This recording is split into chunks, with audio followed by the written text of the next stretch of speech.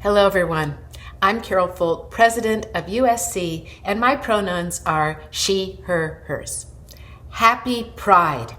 Today, we're coming together to link arms with each other and other LGBTQ individuals and allies around the country to show our solidarity and to say, yes, we see you, we value you, and we are proud to stand together. LGBTQ plus individuals have been making contributions to USC since our founding, and it is a joy for me to help kick off this year's celebration.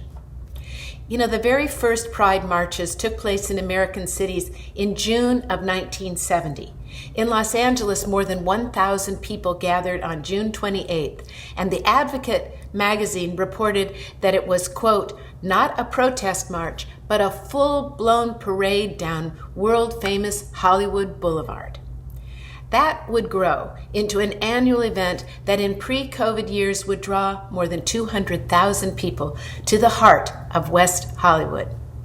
Those courageous marches in the summer of 1970 formed a response to the Stonewall uprising the previous year, when LGBTQ patrons at the Stonewall Inn in New York City fought back against the policing of their community space. Today, the word Stonewall is synonymous with the fight for LGBTQ rights. There were earlier events in Los Angeles that we should also remember.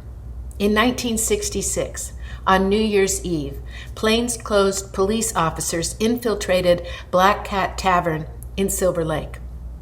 When patrons kissed at midnight, undercover officers began beating them and ultimately arrested 16 people. They were charged with assault and public lewdness. 2 months later, 200 people staged a civil demonstration outside the bar and voiced solidarity with the gay community. We look at this history, and it's shocking that it happened in our own lifetimes, or for some of you, in your parents' lifetimes. But we are making progress.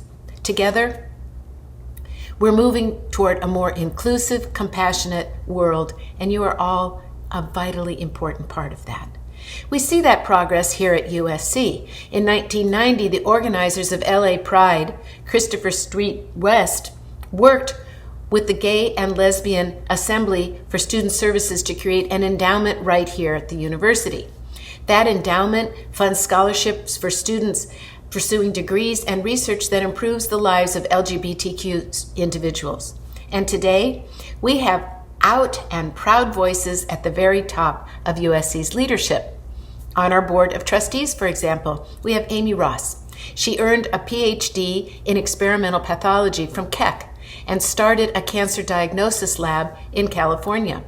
She also helped found the USC Lambda LGBT Alumni Association and the National Organization of Gay and Lesbian Scientists and Technical Professionals.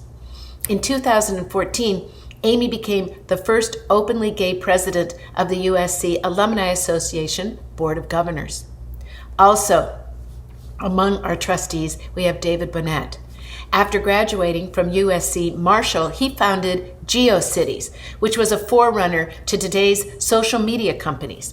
He now chairs his own foundation, and through its network of the David Bonnet Cyber Centers, he's providing computers and technology to more than 60 LGBT student centers around the country. David received USC's highest alumni honor, the Isa V. Call Alumni Achievement Award, just a few weeks ago. We also see our alumni go on to key leadership roles. For example, Robert Garcia, who received his master's in communication management from USC Annenberg, is now the mayor of Long Beach. When he was elected in 2014, he was the first openly gay and first Latino mayor of Long Beach. And although he's not a USC alum, this year we should all celebrate another mayor, Pete Buttigieg. When he was 17 years old, Secretary Buttigieg saw the obstruction of James Hormel nomination to be ambassador simply because he was gay, and that was in 1994. So much of our progress, like we see in Secretary Buttigieg's appointment, is made possible because of the scholarly and creative work being done on our university campuses, including right here at USC. At our Gould School of Law, for example, we have David Cruz, who's a constitutional law expert, and he first offered a class on transgender legal issues in 2010. Along with co-author Jillian Weiss, he recently published the very first law textbook to focus on legal treatment of transgender, gender nonconforming, and non-binary individuals. It's called Gender Identity and the Law, and that is a milestone. We're also seeing important progress elsewhere across our university in every discipline. Of course, there are many more trailblazers at USC, and we'll hear more stories today and throughout the month. But I want to conclude with a story of one of our current students, Lourdes Ashley Hunter, who is working toward a Doctor of Social Work at the USC Dworak Peck School of Social Work. Lourdes has already received an honorary doctorate from Rutgers School of Public Affairs and Administration. Lourdes founded the Trans Woman of Color Collective. Led by transgender youth of color, the collective reaches out to help those in our communities who have not had access to opportunities and support. Last year, the Library of Congress asked to archive Lourdes's entire body of work. When asked if there was anything more to do, the archivist at the Library of Congress responded, saying to Lourdes, "Nothing at all, you've already done it." Lourdes's story will become part of our nation's archives and assume a rightful place in our collective history. That is progress. And it's a giant step forward from a time when we saw 16 people arrested after sharing a kiss on New Year's Eve. Let's celebrate all the trailblazers I shared today, and each of you as well. You're standing up, showing your pride. Your presence here today reflects that. Last month, I spoke at the Lavender celebration for our graduating classes, and earlier this year at USD's Lambda Gala. I saw so much spirit and imagination and strength. You all have that. And as you move forward, I know that your USC community wants you to know it stands with you.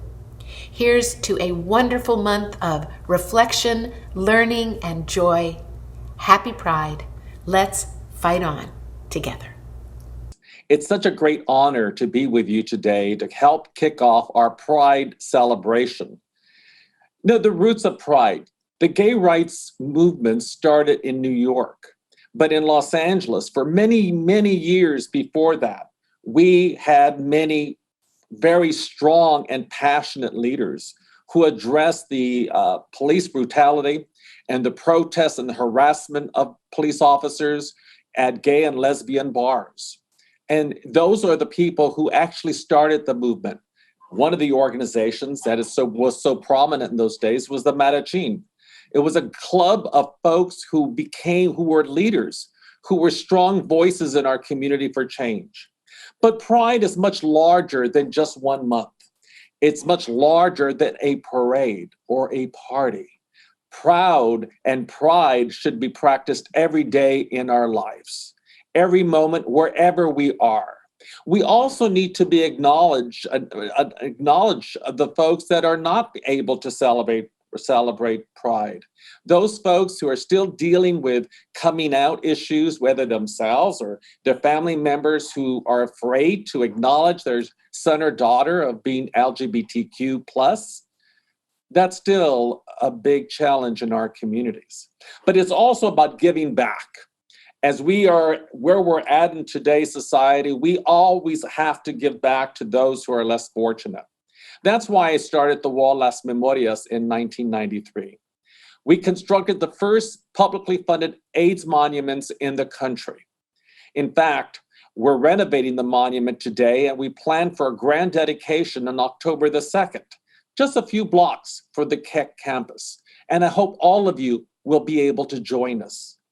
We could do so much to advance our cause of LGBTQ civil rights in this nation, but we also have to be cognizant that There are many other struggles in our community that we need to address. Those of us who are LGBTQ, who may be Latino, Latinx, API, African American, Native American, we have different struggles, but we're fighting for the same rights. So as I join all of you here today at USC, let Pride be a great celebration, but may that celebration be every day of our life. Have a wonderful Pride celebration in June. God bless you, and thank you for allowing me to be part of USC. Hi, I'm Karen Tongson, and I'm the chair of Gender and Sexuality Studies here at USC. As President Folt so powerfully reminded us, Stonewall was a riot. And indeed, the spirit of what we now celebrate during Pride is a series of hard-won social justice battles and uprisings against the criminalization and brutal policing of our communities, especially LGBTQ people of color. From Compton's cafeteria to the Black Cat to Stonewall, to all the uncommemorated acts of bravery every day when we stand up to prejudice and injustice. Even now, the Daily News reminds us about intensifying efforts to install discriminatory laws, or about the continuing violence against our communities amidst our increasing visibility, especially against trans people and trans women of color. In short, the struggle for justice and LGBTQ liberation continues. I want to remind us, as we continue to fight on, that our efforts to uplift and liberate the LGBTQ community do not and should not happen only through commerce, nor in isolation, but in solidarity with other social movements coalescing here and across the globe to combat the retrograde forces that would enshrine prejudice as part of an American legacy. Pride Month arrives on the heels of AAPI History Month and coincides with Juneteenth, a day that marks the promise of emancipation for Black people, work that also continues to this day. Let us never cease to imagine and to do this work together in collaboration and coalition against forces who would winnow the idea of freedom and abundance to only a privileged few. These efforts, our efforts at Solidarity, are what I want to celebrate for Pride. They're what make me proud to be part of the LGBTQ community and what I hope we'll strive for not only this month, but into the future. Thank you. Good morning and happy Pride. My name is Trinity and I'm the resident assistant for the Rainbow Floor at USC. Thank you all for being here with us today, acknowledging the history of Pride and indulging in the diversity of its celebration. I'd like to start off with talking a little bit about what Pride means to me. For me, my experience grappling with queer identity has been a tumultuous one. For so long, I felt challenged, confused, and small. Because queerness lacked the linear generational relationships my other identities held, the navigation of my story seemed so severely alone. Thinking that I had no connections, nor family, nor guidance in my becoming, I struggled to define my own place within the LGBTQ+ narrative or understand that I had one at all. But in reality, despite this independence, our connections and roles in queerness are not minimized on any account. Rather, queer history holds roots in all of us. We all have a role in Pride. Though we are not connected by bloodlines and lineages, we share a diverse collective of stories involving one another nonetheless. Just because our communities are found and fostered does not mean we are any less loving or meaningful or historic. In fact, it's exactly our intentful nurturing of these communities that intentionally builds history and pride, a word that has an infinity of definitions, but to me, means celebrating our struggles and our stories. Our purposeful searching and seeking and writing of who we are proves that none of us are disconnected from a full queer identity. You and your active choice to engage in these stories in this community today is evidence that we are all intertwined, involved, and important. Even amongst a post-pandemic world when our experiences have been strange and scary, we've chosen to celebrate these truths and thus radically furthered the queer cultural canon. I'm so proud of the work we've already done and you allowing yourselves the space to grow. And I hope that you always celebrate because of it. As we continue to extend affirming spaces that allow for this exploration of love and identity on campus via the Rainbow Floor and beyond, it's my hope that we continue to fully acknowledge the weight of our collective queer experiences and fall in love with ourselves and our stories while doing so. I know that I still have much to do in my own celebration and growing, but I'm no longer afraid of the uncertainties and the future because I know that there's an unbounded community of support that we are all a part of. We are all fully queer and we are all fully here for one another. This month is a moment of celebration for us to relish in the magic of weaving this continuous narrative spanned across cultures and identities and existences. I hope this Pride Month and beyond, you nourish the strength that exists within yourselves to proudly celebrate the adventures of your unique lives and know that your story matters and that you are not alone. You are all storytellers in this infinitely wide world with tales of hope, resiliency, and most importantly, love to share, and it's time for you to be heard. I cannot wait for what is to come for all of us. Again, thank you and happy Pride. I'd like to first thank President Folt and her team for inviting me to participate today. What an honor to be included among all of these distinguished speakers. I'm the president of Lambda, the LGBT Alumni Association of the university. Part of our mission is to be the representative voice of our community to the university, and it has been my honor to serve in this capacity for the last 2 years. I remember so well 2015, just 6 years ago. We entered that Pride Month waiting for a decision by the Supreme Court on the future of same-sex marriage in the US. The decision actually ended up dropping at the end of the month, capping that Pride Month with a constitutional right to marriage. This month, we enter Pride Month with a similar sense of anticipation. The Supreme Court is expected to drop a decision in a case on whether a government-funded adoption agency has a right to deny same-sex couples their ability to adopt. According to this morning's New York Times, one of the crucial questions in this case is whether religious groups can define marriage as being only between a woman and a man. It gives me great pride that we at Lambda actually delved into this very question back in the fall during a panel of legal scholars, all from USC. Of course, since that panel, the makeup of the court has changed. And so we'll see whether that impacts the outcome of the decision with the addition of Justice Amy Coney Barrett. We know there's also been a wave of anti-transgender legislation, including a bill signed today by the governor of Florida. This, of course, has been especially painful because it's targeting transgender youth who are so vulnerable in our society to bullying, to suicide. It's a reminder that we continue to exist in a space that is not by default LGBTQ friendly. And like most members of our community, I am regularly taken aback to my closeted years and the fear associated with coming out. This includes those years at USC. Why, some might ask and wonder, am I constantly there in that space? Because each time I mention my partner or each introduction that includes my role as president of Lambda, I'm outing myself once again.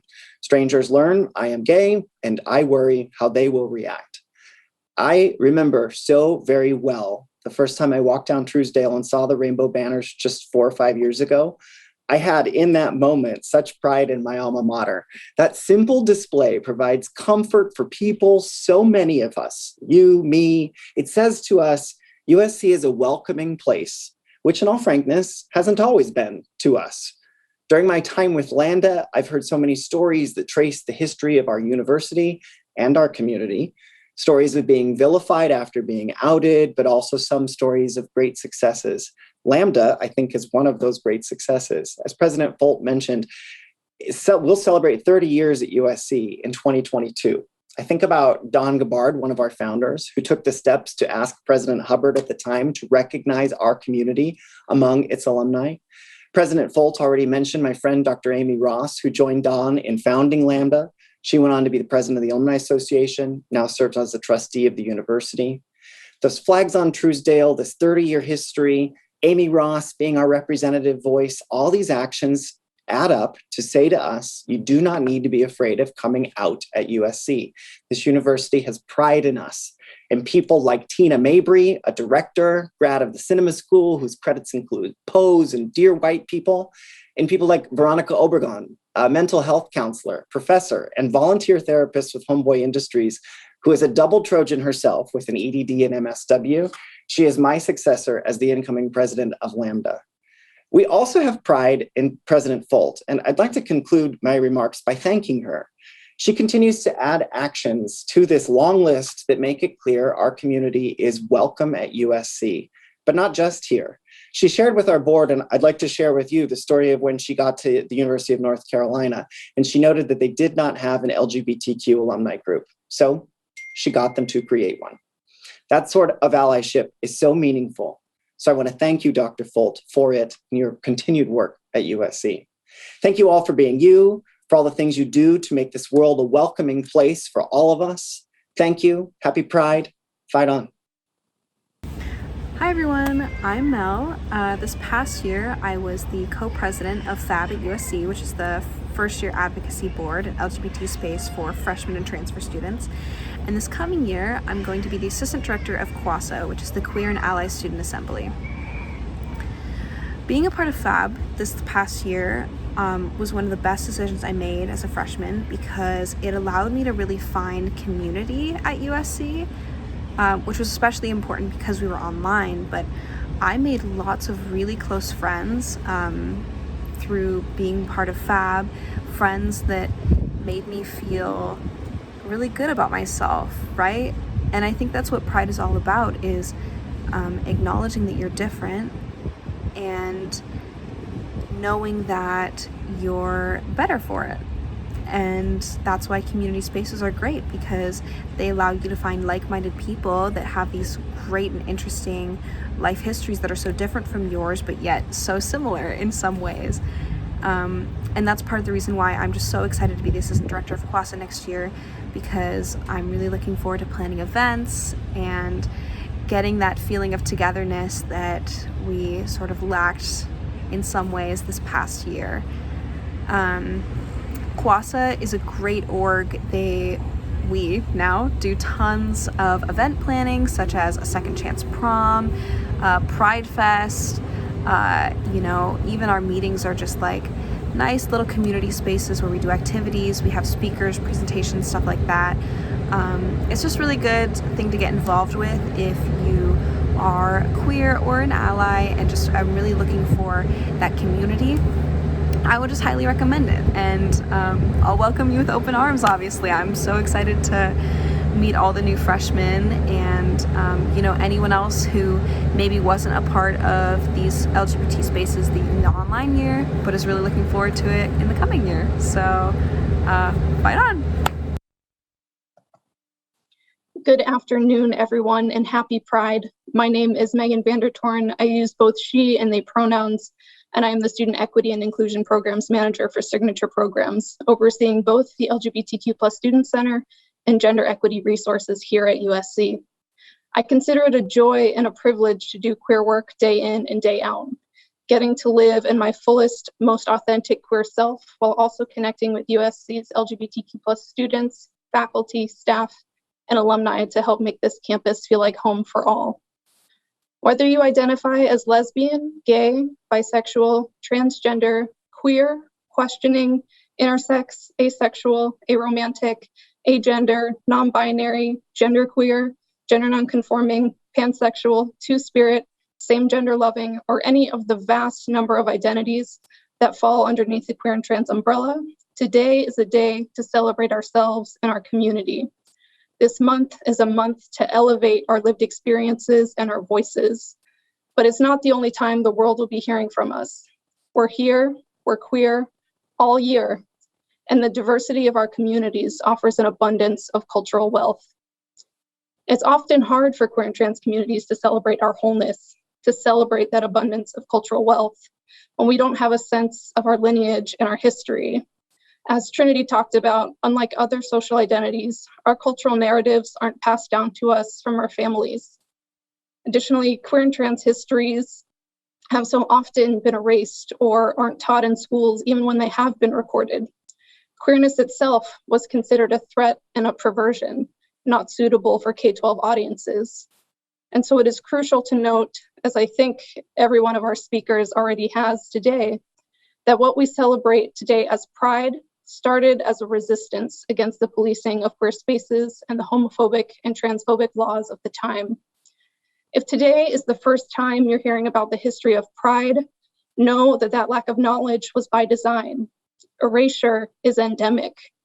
And so we state our history so that it can be known, so queer and trans folks can feel the lineage of strength within our community, so that we can all acknowledge that we have been uplifted by the fight and the resiliency of the trans women of color on the ground at Stonewall, legends like Marsha P. Johnson, Sylvia Rivera, and Miss Major, so that we can trace that heritage of resistance from the Mattachine Society to Stonewall to ACT UP to Lesbian Avengers to the Trans Latina Coalition to Black Lives Matter, a revolutionary organization with 2 Black queer women amongst its co-founders, including USC alum Patrisse Cullors. Strength and resilience is something our community has often called upon time and time again over the past year. Even before the pandemic hit, LGBTQ folks faced challenges in securing housing, securing employment, and accessing affirming medical care. For many of USC's queer and trans students, COVID meant living at home with unsupportive families and having to navigate outness and authenticity in very intentional ways. For some, that meant remaining in or going back into the closet. And in case you're one of those folks and you need to hear it today, just know that that is okay. You are no less queer or no less trans for prioritizing safety. But I hope that as folks come back to campus or enter campus life for the first time, that all of us will be afforded the comfort to be our authentic selves and to live with pride. While we celebrate throughout the month of June, we also acknowledge our queer and trans siblings who don't have the liberty, the safety, or the privilege of outness. We honor our queer and trans siblings across the globe whose home nations criminalize and pathologize their identities. We honor the folks in our communities for whom outness might mean the loss of housing, the loss of a job, or the loss of familial support. Those for whom outness might mean being subjected to violence. And we honor those who are taken from us simply for living their lives as queer and trans people. For the folks watching this just at the start of their identity journeys, whether that be in terms of their sexual identity, or gender expression, I want to affirm that you are queer enough, you are trans enough, we are enough, and we will lift each other up and take up space where we have not typically been granted it, and we will live with joy. I remind us again that for as much as our history often escapes us, we are a community of resilience. From Cooper's Donuts right here in LA in 1959, to the Black Cat riots in Silver Lake in 1967, to Stonewall, to the HIV and AIDS epidemic, to Prop 8, to Pulse, we refuse to have our personhood denied. We refuse to have our voices be silenced. We refuse to have our joy be muted. I hope today, this June, and all year long, you are thriving in your queer excellence. You are thriving in your trans excellence, your femme excellence, your ace and bi and aro excellence. I do queer work professionally because there's nothing else that brings me the joy and the purpose that being surrounded by queer people working collectively to improve our lived experiences and the lived experiences of others can bring. In that same vein, I hope you have found your spaces of joy. I hope you have found your spaces of resistance and your spaces of community. And if you haven't, I invite you to help us build them at the LGBTQ+ Student Center, at the Rainbow Floor in Housing and Residential Education, or in one of USC's more than 15 LGBTQ+ student organizations. I am so excited for folks to return to USC again this fall so we can show this campus how fabulous Trojan Pride can truly be. Fight on.